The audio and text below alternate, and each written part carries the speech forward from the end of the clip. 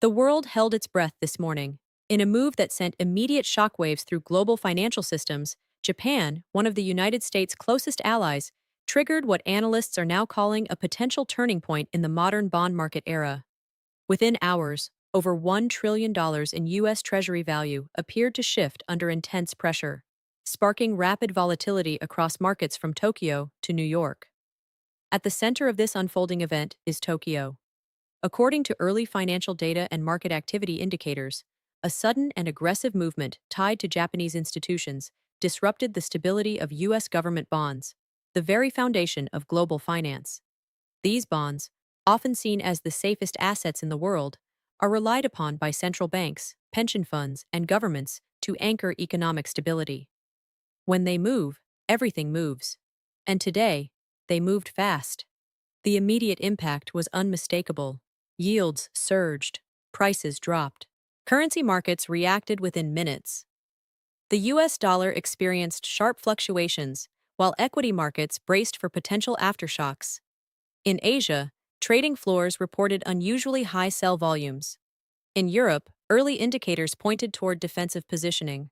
And in the United States, futures markets signaled uncertainty before the opening bell. But what makes this moment especially significant is not just the scale, it's the source. Japan has long been one of the largest holders of U.S. Treasury debt. For decades, this financial relationship has served as a stabilizing force between two of the world's largest economies. Japanese institutions, particularly government-linked funds and major banks, have historically supported U.S. debt markets, reinforcing global confidence in American financial leadership. Now, that relationship appears to be shifting. Was this a strategic recalibration? A defensive economic move? Or something more calculated? At this stage, official confirmations remain limited. No direct statement has yet fully explained the magnitude of the activity. But multiple analysts suggest that internal pressures within Japan's own financial system, ranging from currency defense to domestic bond yield adjustments, may have triggered a cascade effect that spilled directly into U.S. markets. And that cascade is now global. Because when U.S. bonds destabilize, the consequences extend far beyond Wall Street.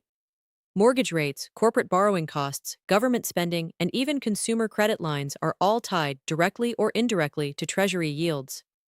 A disruption at this level doesn't stay contained, it spreads rapidly. This is not just a financial story, it is a geopolitical signal. A signal that the balance of economic power, even among allies, may be entering a new phase. A phase where domestic priorities override long-standing financial alignments. A phase where even the most trusted systems are no longer immune to sudden shocks. And as markets continue to react in real time, one question is now being asked across trading desks, central banks, and policy institutions worldwide. Was this the beginning of a larger financial shift? Or a warning shot of something deeper? To understand how a single shock in Tokyo could ripple through the U.S. bond market with such force, it's necessary to step back, years, even decades, before this moment. The relationship between Japan and U.S. Treasury markets did not form overnight.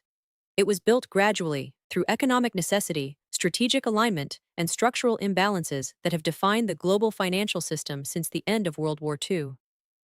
For decades, Japan has operated as a surplus economy. Its export-driven model generated vast amounts of capital that needed a safe, liquid, and stable place to go. That place was the United States. More specifically, U.S. government bonds. Over time, Japan became one of the largest foreign holders of U.S. treasuries, at points holding well over $1 trillion in American debt. This arrangement served both sides. The United States gained a consistent and reliable buyer for its debt, helping to finance government spending at relatively low interest rates. Japan, in turn, gained stability for its reserves and a way to manage its currency by recycling export earnings into dollar-denominated assets. But beneath that stability, tensions were quietly building.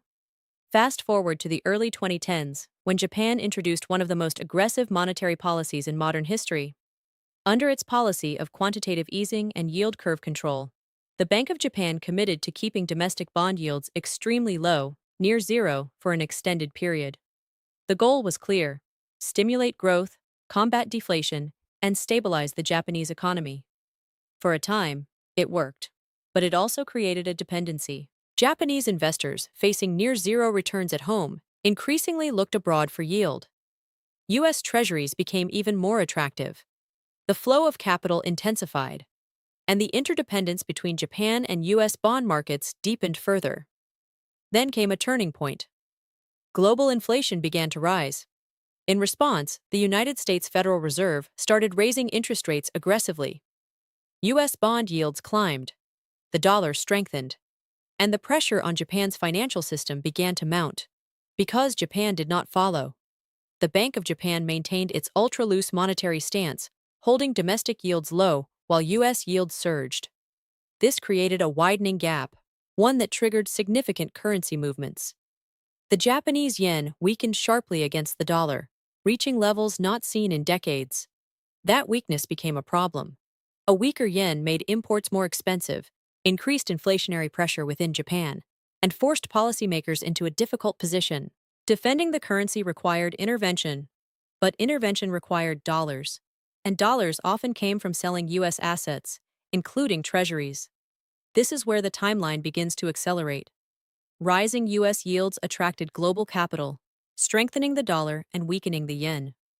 Japanese authorities began monitoring currency volatility more closely. Reports emerged of increased activity from Japanese financial institutions in global bond markets. Liquidity conditions began to tighten. Weeks later, the pressure built further. Currency defense became more urgent. Market participants started noticing unusual selling patterns tied to large institutional flows. And then, today, a sudden surge in activity originating from Tokyo triggered a sharp reaction in U.S. Treasury markets. Yields spiked, prices fell, and the scale of movement suggested something far larger than routine portfolio adjustment.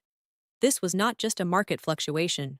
It was the culmination of years of structural imbalance, policy divergence, and mounting pressure within one of the most critical financial relationships in the world.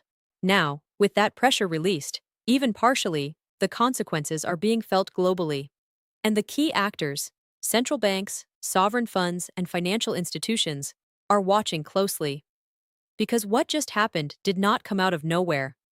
It was building, slowly, quietly, and now, suddenly, everyone is paying attention.